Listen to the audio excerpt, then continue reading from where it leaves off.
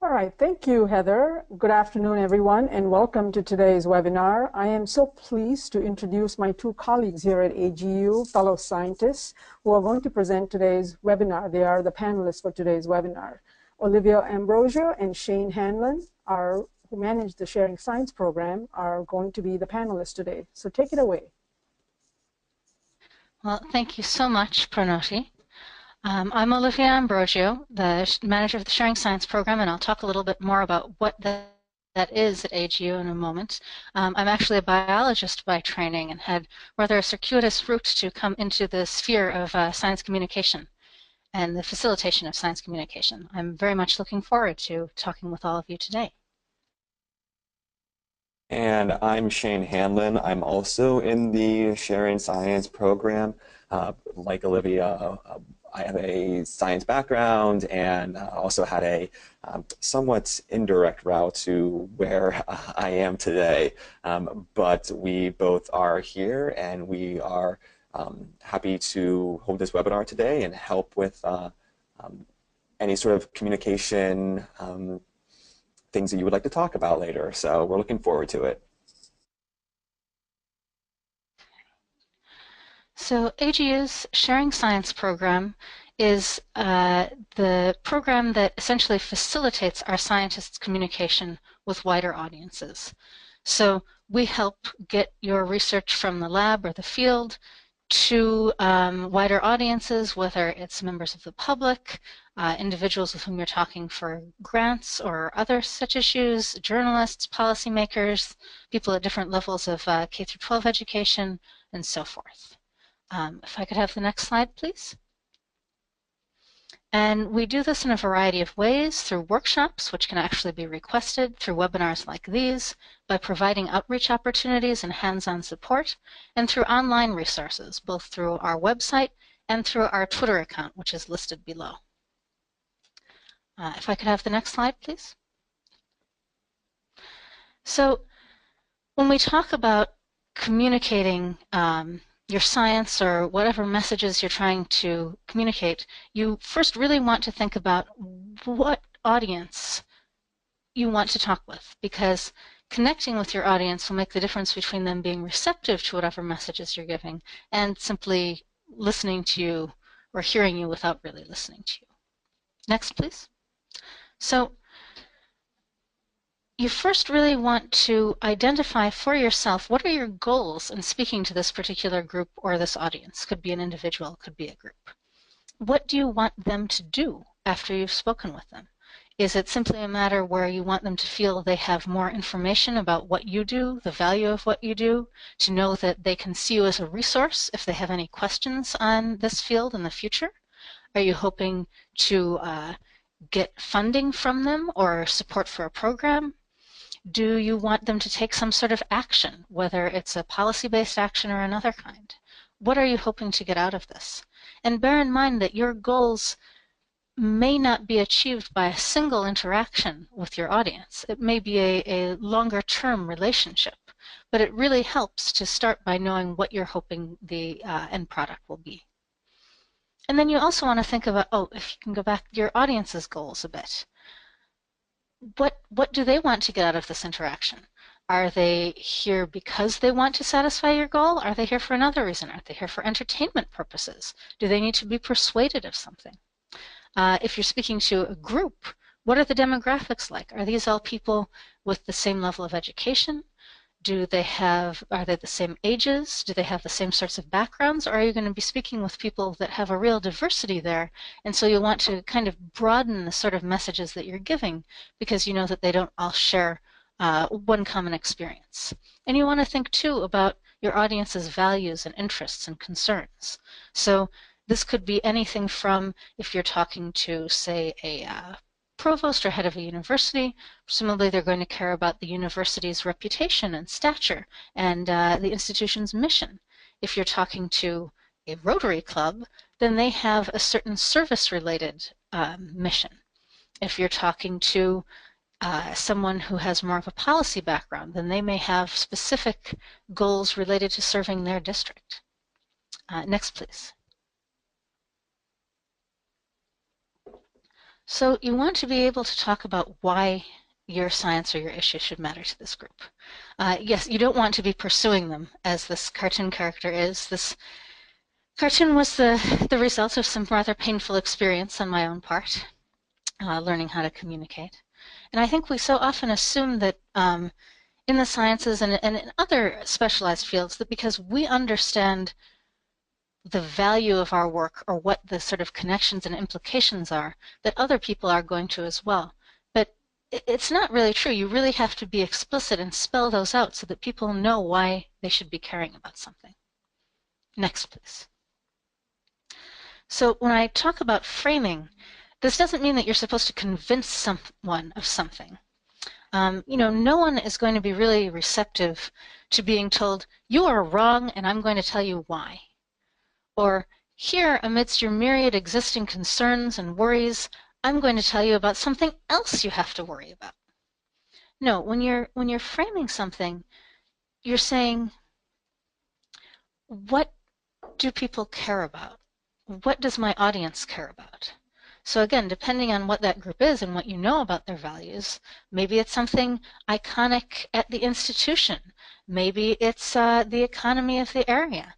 Maybe it's resource availability. Whatever it is that relates to what you're discussing, you're able to say, look, this is how my issue or my science or the research of my department or field fits into this thing that you already care about. So you actually already care about my issue. You just didn't know about it before.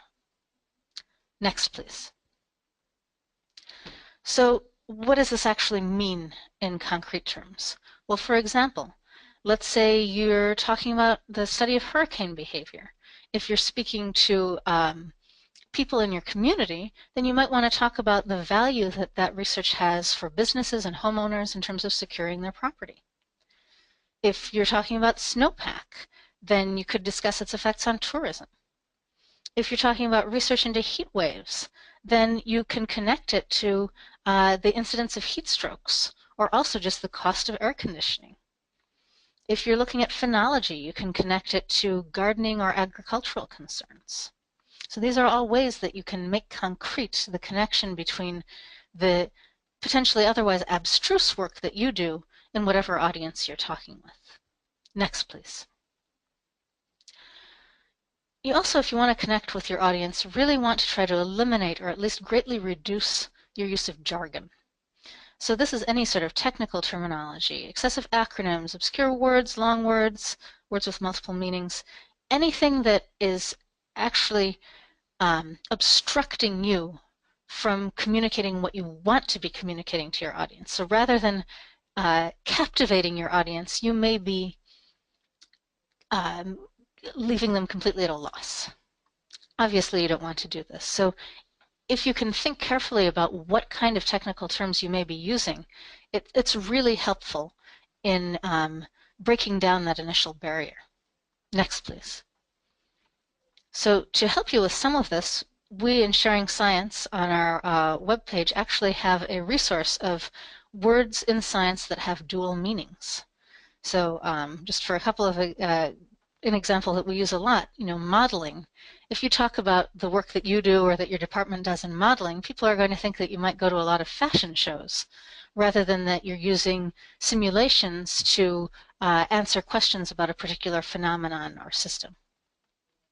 Next, please. So once you've thought a bit about your audience and what kinds of interests they can have and how you can connect that to your message, you really want to think more about what your message is. And this is really a distillation of your key points. So you want to find the essence of what you want to convey, either about a scientific study that you're engaged in, what is the core of that you want people to understand, whether it's about the value of a particular program.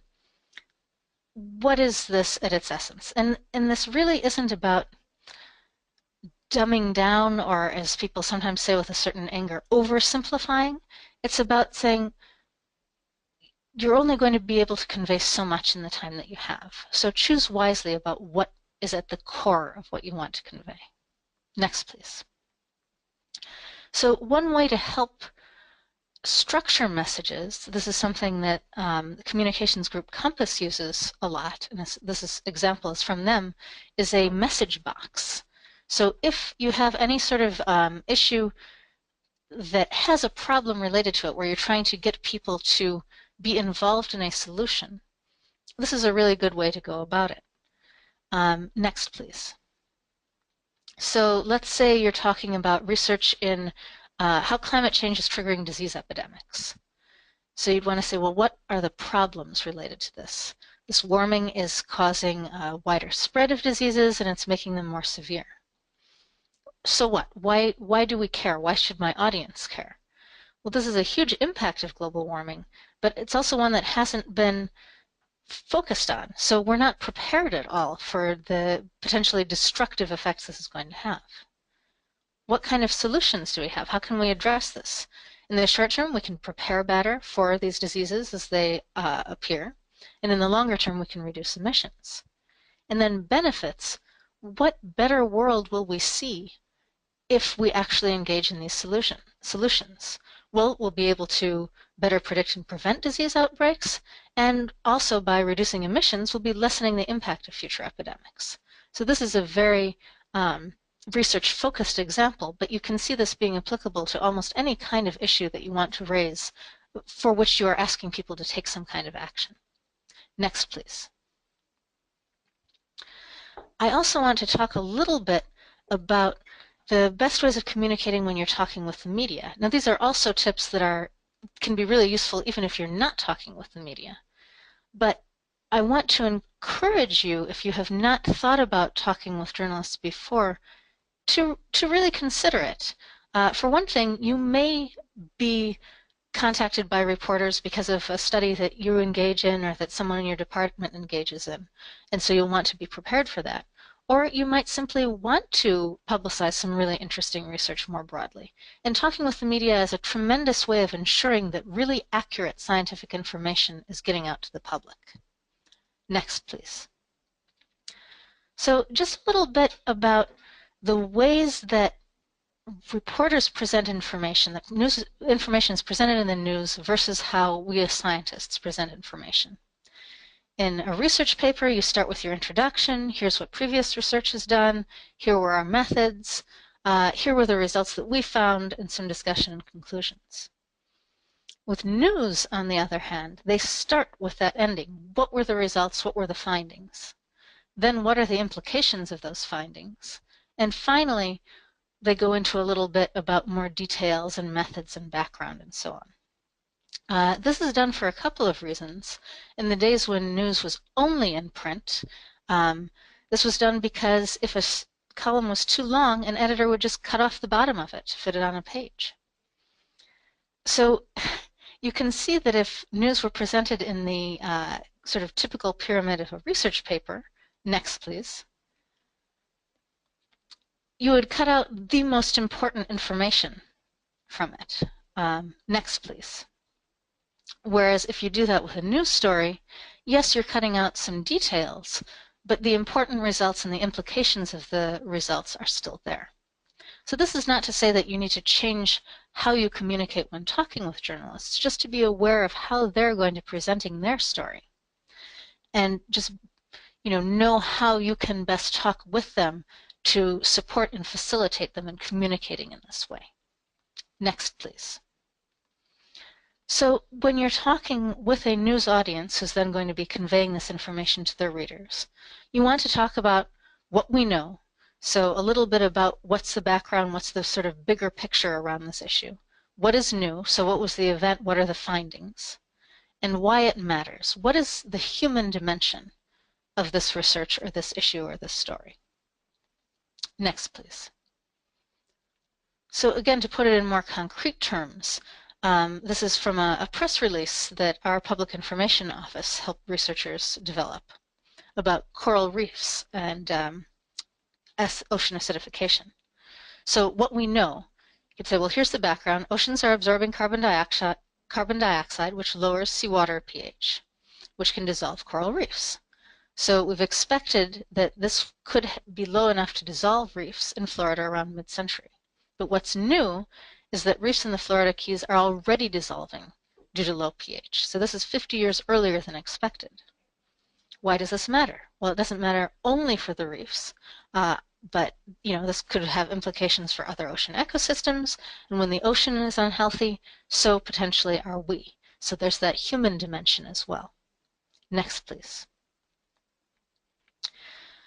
So when you're talking really with any audience, not just the media, you really want to think also about your take-home message. And I guess you could say this is the distillation of the distillation. So you want to take all of those areas that we just talked about, what you know, what's new, why it matters, and really think of two main points. What do you want your audience to remember? If they only remember one thing that summarizes your work or your issue or your message, what do you want that to be? And then what do you want them to do about it? And if you can further distill your message to those points, it's going to be a real benefit both to whatever reporters or whatever audience you talk with and whatever readers or final audience come to learn about that. And next, Shane is going to talk a little bit about speaking with a policymaker audience. Thanks, Olivia. So Olivia had a really great introduction on kind of general communication and talking to members of the press. We also wanted to touch on talking to policymakers, and we obviously mean this in the traditional kind of government sense of, say, congressional members or down to school board level or something like that. We also mean decision makers. So this could be managers or administrators at your university as well. So the things we're going to talk about in here apply to a really broad range of individuals who are policymakers and decision makers. And something you really want to take into consideration when you're talking to someone who is in charge of making some of these key decisions, you really want them to get your point across in a way that they'll remember, and it's about getting the folks to listen to you for this decision-making process. Next, please.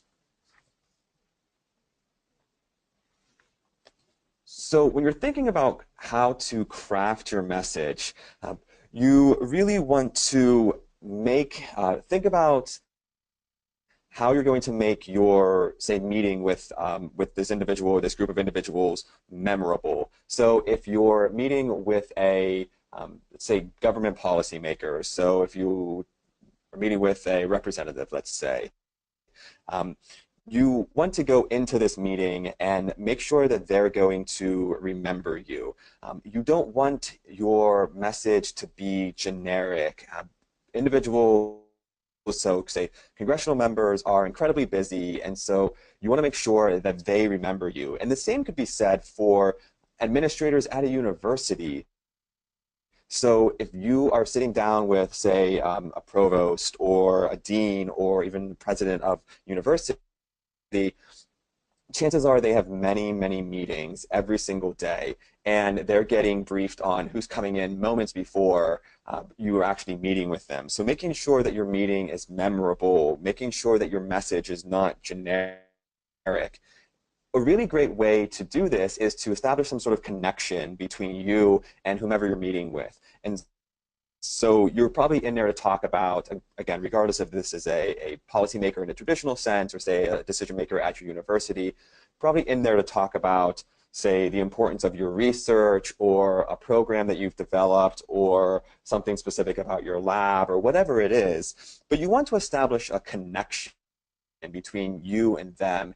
And it's often really great to learn a little bit about them and maybe try to connect on a personal level in addition to this kind of professional level, because it's about establishing that relationship. And a really great way to do that is to think about local impacts. And so from a, say, congressional standpoint, this is, why does what you do matter to, let's say, your community, to your district, to your state, whatever the level is. Local impacts, if you're talking to an administrator at your university, is going to be, why does what your science, why does what you're coming to talk about matter to the university? Are you bringing in federal funds? Are you trying to advocate for diversity in STEM education? Are you trying to start a new program within your department? Why is it going to matter local? And again, there's different scales for local, but you want to make sure that you keep that in mind. Next, please.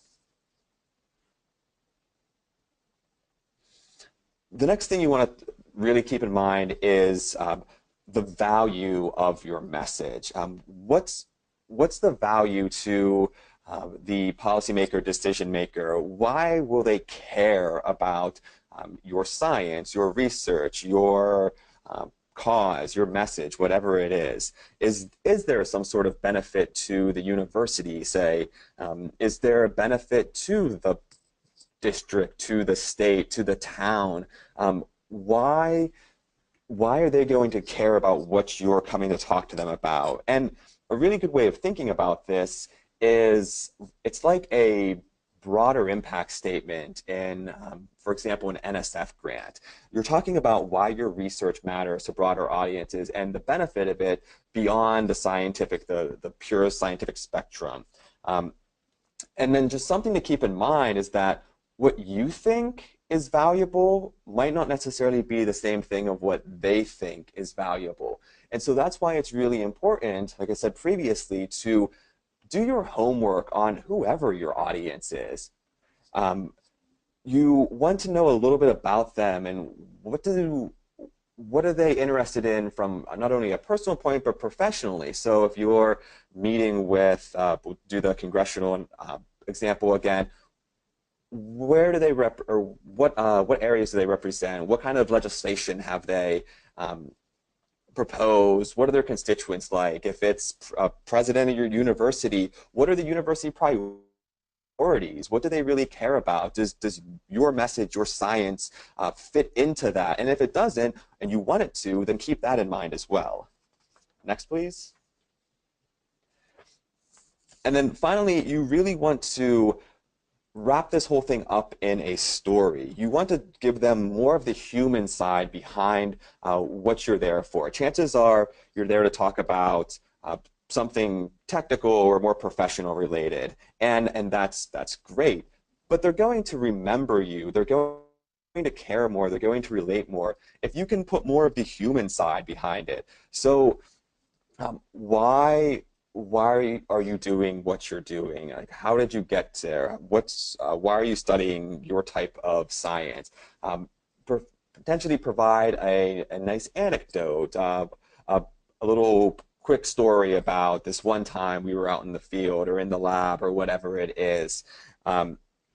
It's really about making this connection, and having all of the right content in there is really important, but then putting it into a form that is not only, I'd say, understandable, but also relatable. It's also attractive. It's a nice package. People will really remember this if you can put all this content into a really compelling story. Next, please. And so a good way to kind of start when you're thinking about more of this advocating for whether it's your science or your program or your lab or whatever your message is to, again, go back to this message box idea. And Olivia showed you a message box previously, and there's you can use that as a really great tool. And this is just kind of a slightly altered one that we tend to suggest when you're talking about advocating for whatever your message is. So in addition to who is this going to affect or who's involved in it, what exactly is your message, what are you asking for, what are you there to talk to them about, why are you doing this? These are kind of the obvious parts of the components of your message that you want. Next, please.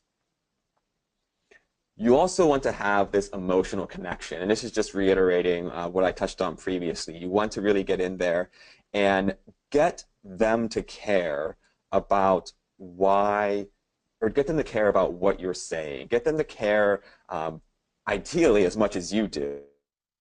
But if not, get closer. Get them to remember you. Next, please. Make sure that you communicate to them why what you're doing, what you're asking for is relevant to them personally, to the university, to the program, to your city, county, state, whatever the level is. These types of keeping these things in mind can translate across all kinds of barriers. Next, please. And obviously, don't forget, you probably wouldn't forget, but make sure in all of this, this is a lot of kind of things to keep in mind, but you're there to ask for something, probably. You want to have some sort of a call to action from them. What are they, what are you asking of them? What do you want from them? Next, please. So no matter who your audience is, if you're thinking, if it's within your university or college, if it's the general public, so if it's a community group, for example, if it's the press, the media, if it's lawmakers, there's some really great message development tips to keep in mind, again, regardless of who you're talking to. Keep things relevant. I've said this many times, Olivia said this a few times, but it's incredibly important. So if you're giving a scientific fact, the levels of soil moisture in our area have decreased by X amount in the past 3 years. And next, please. You want to put that into terms that the audience can relate to. So instead of just giving numbers, talk about the droughts intensifying, water resources, the threat of wildfire. These are things that people will really it'll really resonate with them. They will be able to kind of visualize this a little bit better and remember it better. Next, please. Using metaphors is a fantastic way to explain complex or technical issues or really any sort of message you're trying to get across. So, for example, sharing spectrum would make the data transfers from satellites such as GOES-R harder to interpret.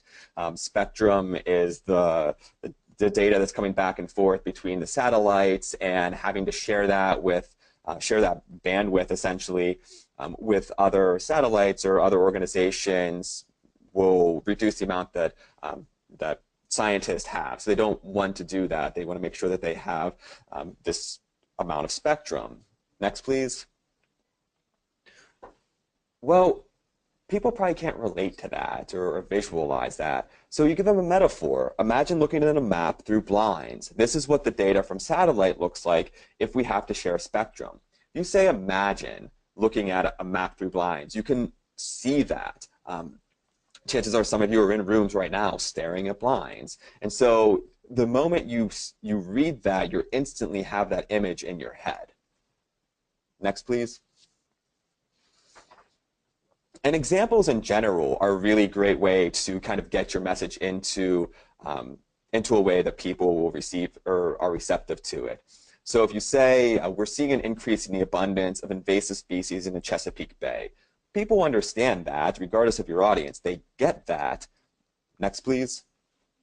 But if you say something like, when certain species invade the bay, they push out blue crabs, which provide money for the economies of Maryland and Delaware. So you're stating the facts, the science is in there, the core part of your message is in there, but now people can say, oh, okay, well, so now I know why it matters. Why is this a big deal that we're seeing this? Well, it's because it's costing the economies money. Next, please. You really want to make sure to emphasize the value of science in your work. Next, please.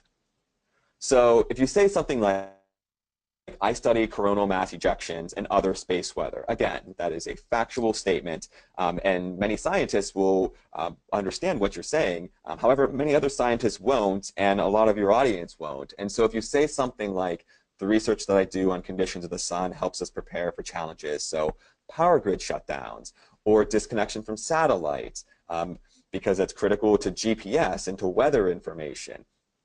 This is emphasizing why what you do matters. Next, please. And slightly different, but also something to keep in mind is to be mindful of time. Next, please. So what I mean by this is you want to craft in some capacity an elevator pitch. Next. So this is an example of the uh, boggled elevator pitch. And the elevator pitch is exactly how it sounds. It's translating your message or being able to disseminate your message in the time it would take you to ride an elevator. Next, please. Now, we say that it should be, say, this 10 seconds.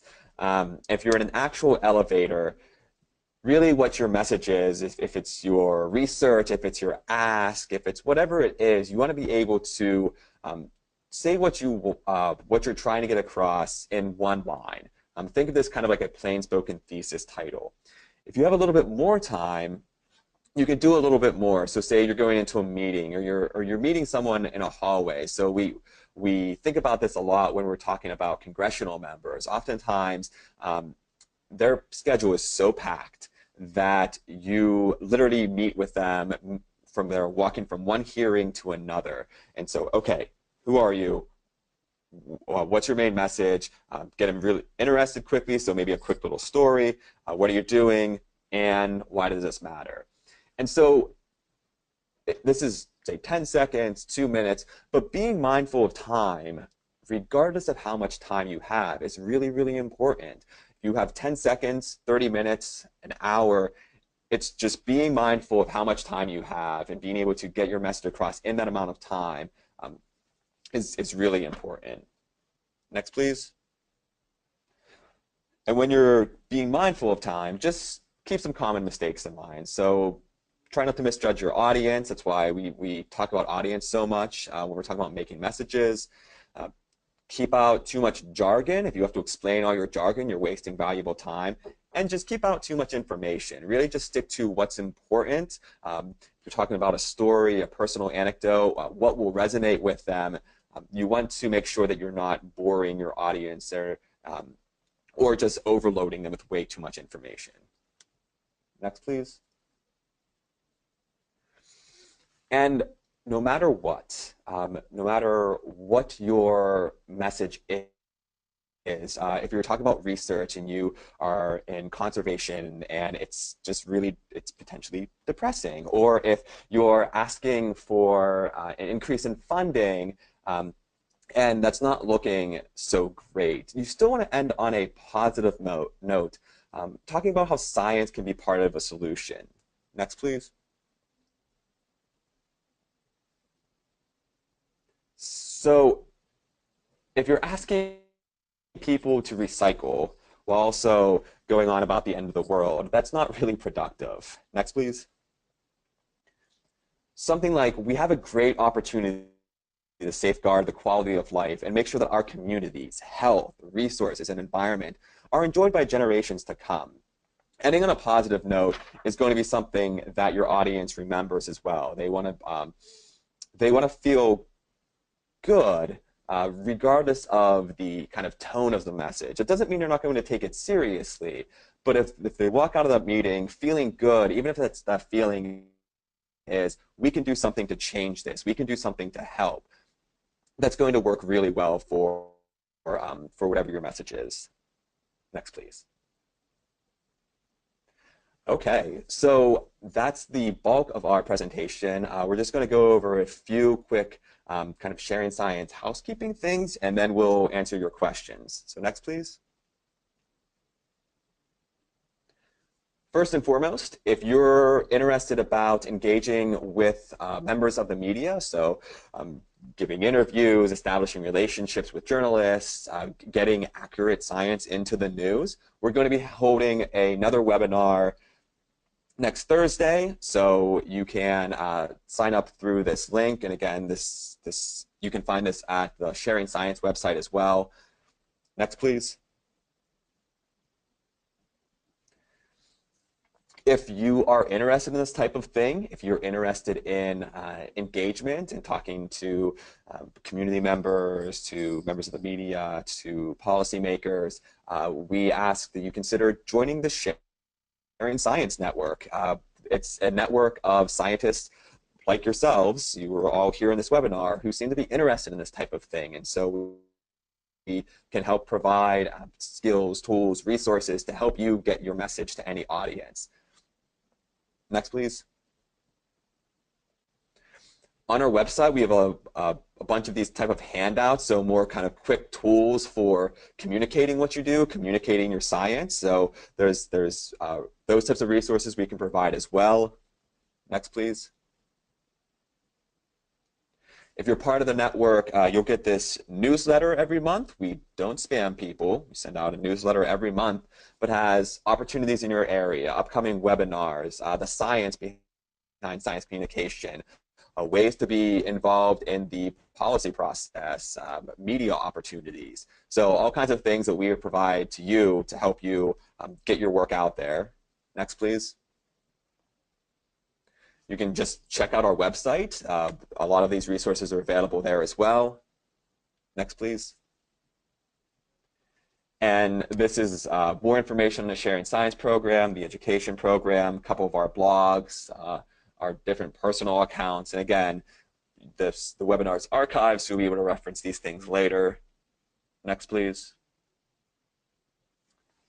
And that's everything. So we're happy to take some questions at this point. Thank you very much. Thank you so much, Shane and Olivia, for your wonderful presentation. We have a lot of very interested questions, or interested participants online, and they have generated a lot of questions for us, which is fantastic. I will start with a question about some of your points, Shane, about talking to politicians. There's a question that asks, when talking to politicians, how much of my 15 minutes with them is all of my conversation? Do I put any simple graphics into my 2-pager? What goes into a 1 to 2-pager that you can leave behind? Like, how would you advise we approach that? Sure. So there is it is about a balance, right? If you have 15 minutes, you need to get in there and get to the point quickly. So let's go with the 15-minute example. After introductions, maybe a quick tidbit on kind of this personal thing. If you have any sort of things you can relate to, so say if you're from their district, if you're meeting a member of Congress and you're from their district, you can just, I don't know, say university pride or something like that. But then you really want to get into it immediately. So if you're meeting with a member of your district, chances are you're there to ask them something. We call this the ask. And whether that's for them to support or not support a piece of legislation, if it's during appropriation season when the government's deciding how to divvy up funds for resources, they're asking them to usually increase spending for a certain agency, say NSF or NASA or NOAA. You want to get to these things almost immediately, and it might seem awkward because you're meeting with this person and you get over you do the quick introductions and then maybe the quick tidbit, and then you're immediately into your ask, and that way they know what you're there for. And so then you can kind of, if you have time after you get into your ask, then you can maybe expand upon it a little bit and kind of develop a dialogue from there. As for your one-pagers, leave-behinds, they should usually be one page. Congressional members especially get inundated with so much information, and they do go through it. They're not just going to throw out whatever you give them, but chances are the more information they have, the more likely they are to just skim it. And so if you give them a one-pager, they're really likely to really get into that, and especially their staff. So a lot of times the staff will actually be the ones who go through what you leave behind, and then they will relay that onto the member. So I'd say it's probably a few key points, some maybe references to some other content if you can't fit a bunch of things on there, but make sure that it's appealing visually. So if you can put on a, say if you're talking about space weather funding, and you can put on an image of, say, one of the satellites or something like that. It's about a balance. So maybe a few key points, some follow-up information, but make sure you keep it brief, make sure it's succinct, and it's, if you weren't an expert on it and you looked at it, would you be able to figure out what the ask was and what the main gist of it was? Excellent. Thank you, Shane, for that. We have a question kind of coming from a different angle. Do you have any resources or guidance for people coming from the communication side of things, hoping to help share some science with the wider audiences, as opposed to coming from a science background and working on communications?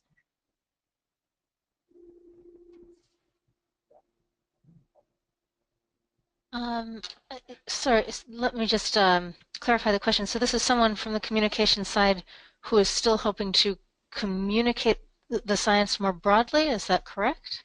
I believe so, yes. So someone without a scientific background, but who obviously has at least an interest in science and is trying to disseminate scientific information to the broader community. What tips or resources do you have for doing that without having a scientific background? Okay, I think Shane is going to address this.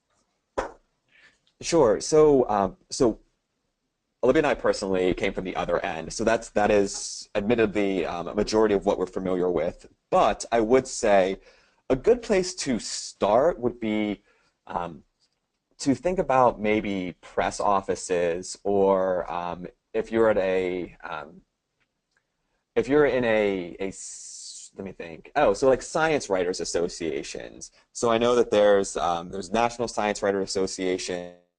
Here in DC, we have the DC Science Writer Associations, and I know that organizations like this, they can be a member and do all kinds of workshops and events. But there's also just content online on how to be a communicator in the science field. Because I know, because you're completely right, that people come from both sides of this. You have communicators who are interested in science, and then scientists who are interested in communication. But I will say, I think that a lot of the general science communication resources out there cross both of these kind of directions. So I think that no matter what, a lot of these can be helpful. I think even a lot of stuff the Sharing Science program has. Yes, we are tailoring what we do to scientists who want to communicate their science, but also it's just communicating any sort of message. And so I think a lot of these resources could be helpful to individuals with diverse backgrounds as well. Fantastic. Going into discussing tips and secrets on jargon. When a scientist is at a scientific conference with professors and students, for example, within the scientific field, should the jargon pertaining to your research be completely eliminated, or would it be appropriate to explain some of the jargon as you explain your research? How would you go about that? Yeah, so obviously there are different, this goes back to the question of knowing your audience. So if you know that the audience that you're speaking with share many of the same areas of expertise as you do, then certainly you can use the jargon, right? I mean, jargon comes about in almost every field because it's a shared professional language, and it's an effective shorthand within that profession because everyone does understand it and you can move more quickly through whatever material you're discussing. But, you know, again, this depends, you know, at AGU, our largest conference every year is the fall meeting. And we have, you know, about 20,000 some people from a huge array of different disciplines there. Now, admittedly, a lot of them are just going to the talks within their own discipline, but not exclusively. And if you're especially looking at a field or interested in interdisciplinary collaborations, then maybe you want to be explaining more of your jargon because it might be very field or subfield specific. So that's just something, again, to keep in mind as you're assessing your audience. All right, great. Thank you, Olivia. Again, kind of looking at audiences, we have a question from a department chair, and she says, the messages I send are typically science nuggets about my faculty research to the dean's office each month. Would your method for messaging work for my purpose? I would certainly hope so. I would like to think that our methods can work for virtually any situation. But yes, this is precisely the kind of situation where you'd want to say, all right, I have a very short space in which to communicate. So I really want to distill what I'm saying. I want to think about the main points of what's new, what's important, and why does it matter. And then again, it's about thinking about what is that audience going to care about? Are they going to care about funding within the department, how the university is looking, reputation of the university? You know, one thing to think of too is if you have specific research that you're trying to describe, maybe using a kind of plain language abstract to better describe what's been found and why it matters. And then you can use that both for those nuggets to others in the university and potentially to wider audiences like journalists as well. Fantastic, thank you. Now, thinking in the university setting, are there science communication courses available these days? And if so, like where would I find them? And I know that my own and other graduate students could benefit from taking a course in science communication. So if there are any heads or chairs on this webinar who offer such courses or know of courses within their institutions, we'd love to have that information and look what like even a syllabus looks like. Do you have any information on that at all? So the short answer is it varies dramatically by institution. We are seeing an uptick in the number of science communication type courses at universities. One example is we were actually at Texas A&M University last year, and we had a great meeting with a bunch of professors who, in addition to teaching courses in their field, they were also teaching a variety of different science communication courses. And so we're seeing that pop up more often, where you have professors who understand the value of being able to communicate science, and so who are, in addition to their normal course load, who are also adding science communication courses. There are some institutions as well that have entire programs around science communication. So I know, so just examples off the top of my head, I know that, North Carolina State has a public science program, and University of Wisconsin-Madison has a strong communications program. And so there are so many others out there. Those are just two that I thought off the top of my head. But I guess the short answer is many do, but it's a matter of kind of searching through different, not only different professors or majors, but potentially even departments. You might have a science communication course in the different science departments, or it might be specific to one type of science, but they'd have principles that can cut across these different areas of interest. Or it might be in a communications department, or journalism, or maybe some other more humanities-based program. So I would say that it's just a matter of searching for it and asking through your informal networks as well. You can find potentially maybe things online. And if people, if there are folks out there who do have science communication courses, we'd love to hear about it, actually. So that's a great segue, actually. One of our participants online just shared with us that she teaches a course that is new and created last year called Earth Science Communication, Outreach, and Education, and it's a senior capstone graduate class. And I'm actually going to unmute her so she can share a little bit about her class. So, Natalie, you are unmuted. You are free to talk. Okay, cool. Hi, I'm Natalie Burston. I teach at Cal State Fullerton. Thank you. And I was given this class a couple of years ago, which was just like a science education class. So I didn't really see what the point of it was because we had other ones and they're taught through the ed department. So I decided to rebrand it as Earth Science Communication, Education, and Outreach Methods. It's a seminar and project-based course. We explore pedagogical tools and communication methods for public and formal education and like normal formal schooling education.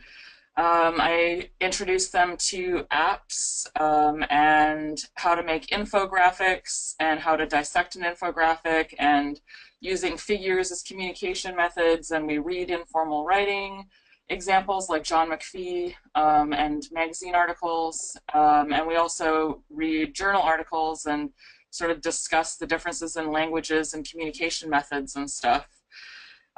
It's kind of new. I mean, this is the second semester it's been taught this semester, but I'd be happy to share materials with people who are interested in it. That's great. Thank you so much, Natalie. Yeah, what we can do is get your contact information after the webinar, and then we'll disseminate it to all of the registrants. Cool. Great. Thank you so much for sharing. You're welcome. Our next question is looking at informal communication. Earlier, you gave some great examples of communicating your message in formal scheduled meetings. What about those informal opportunities that may come up? This person is in an institution in a small town, and so he runs into many of the university administrators at the grocery store or at church, for example. So how does he communicate the message through these informal instances? Sure. Well, you know, I think a lot of what Shane was talking about in terms of the elevator pitch is really relevant to these brief informal meetings, where if you already have those very short 1-line or 1-minute kind of spiels ready where you talk about what you do and why it matters and potentially what you're hoping to ask, what you want of the person you're talking about, then you can just use that, whether or not whether you're assessing the ripeness of grapefruit or, greeting each other after a service or what have you. And the great thing is that the more that you practice them, the better they're going to be, and the more you're going to be able to tailor them to whatever circumstance or individual you run into. Great, thank you so much. Right now, those are all the questions we have from the audience. Are there any other questions? Anybody would like to speak or type in a question in the question box? We're happy to facilitate those. I'll give the audience another 10 seconds to submit their questions, and if we don't get anything, then we'll do some wrap-up comments and introductions. Oh, there is a question on if we get the PowerPoint presentation. Yes, in fact, this webinar is being recorded, and so we will have the video all rendered and ready to go and posted online, so you can stream it and view it for free once it's all up on the website. And so once that happens, we will send out an email to everyone who registered, and you can go online and view the entire thing all over again. So yes, you will have access to this presentation. Any other questions? Anything for our speakers? Any last comments at all from Olivia or Shane? No, thank you. It was a pleasure to do this. Great, thank you so Thank you very much. Yeah, absolutely.